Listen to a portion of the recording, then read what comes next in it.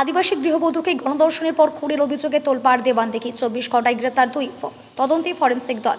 পূর্ব বর্ধমান জেলার দেওয়ানদিঘি থানার অন্তর্গত পালিতপুর ক্যানেলপাড় এলাকায় এক আদিবাসী গৃহবধূ রহস্যজনক মৃত্যুকে ঘিরে ব্যাপক চাঞ্চল্যের সৃষ্টি হয়েছে। মৃতার পরিবারের অভিযোগ, তাকে গণধর্ষণের পর নৃশংসভাবে খুন করা হয়েছে। এই ঘটনায় এলাকা জুড়ে তীব্র ক্ষোভ সৃষ্টি হয়েছে। অভিযোগের ভিত্তিতে দ্রুত তদন্তে নেমে পুলিশ 24 ঘন্টার মধ্যে 2 অভিযুক্তকে গ্রেপ্তার করেছে।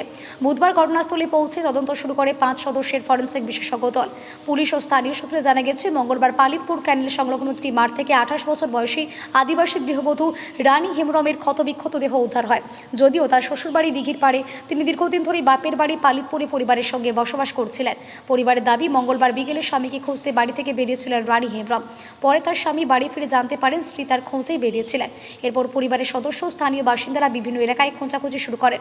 দীর্ঘক্ষণ খোঁজাখুঁজির পর পালিতপুর ক্যানেল সংলগ্ন মাঠে তার রক্তাক্ত এবং ক্ষতবিক্ষত দেহে পড়ে থাকতে দেখা যায়।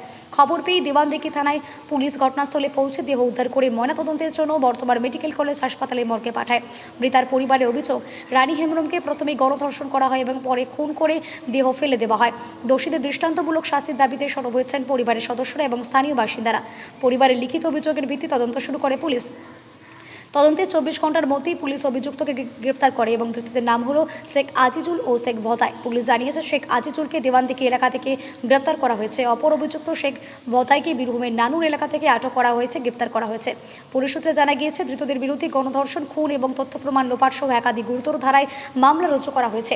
বুধবার তাদের বর্ধমান জেলা আদালতে তোলা হয়। ঘটনার প্রকৃত কারণ, অপরাধ সংগঠনের পরিস্থিতি এবং অন্য কোনো ব্যক্তি জড়িত রয়েছে কিনা তা জানতেই ধৃতদের জিজ্ঞাসাবাদ চলছে। এদিকে তদন্তের বৈজ্ঞানিক প্রমাণ সংগ্রহে বুধবার ঘটনাস্থলে পৌঁছায় সদস্যের দল। বিভিন্ন নমুনা সংগ্রহ করে ফরেন্সিক পরীক্ষা নিরীক্ষা শুরু হয়। ফরেন্সিক রিপোর্ট, ময়নাতদন্তের রিপোর্ট এবং অন্যান্য বৈজ্ঞানিক তথ্যের ভিত্তি তদন্তকে এগিয়ে নিয়ে যাচ্ছে পুলিশ। পুলিশের দাবি, তদন্ত এখনও প্রাথমিক পর্যায়ে রয়েছে। ঘটনার সমস্ত দিক খতিয়ে দেখা হচ্ছে এবং দোষীদের বিরুদ্ধে আইনানুগ ব্যবস্থা নেওয়া হবে। আমি এটা দেখলাম, এখানে আমার বাড়ি এইখানেই। আমি এখানে এসে দেখলাম, এখানে অনেক পুলিশ অফিসার এসেছেন, ফরেন্সিক স্যার এসেছেন, এসে ওনারা তদন্ত করছেন। এখানে এখন ইতিমধ্যে করছেন, ওরা এখানেই আছে, পাশেই আছে, পেছনে আছে আমার। দেখা যাক ফরেন্সিক তদন্তে কি রিপোর্ট পাওয়া যাচ্ছে। আমরা আশা রাখছি যে ন্যায্য বিচারটা যেন ফরেন্সিক থেকে আমরা পাই, রিপোর্ট থেকে পাই। হ্যাঁ, এরপর সন্দেহ ছিল বলতে, দেখুন, সন্দেহ তো হওয়ার মতন কথা ছিল না, তবু জিনিসটা কিভাবে যে ওরা ঘটালো সেটাই এখন চিন্তা নিয়ে ভাবা। কেন যে করলো, কিভাবে করলো।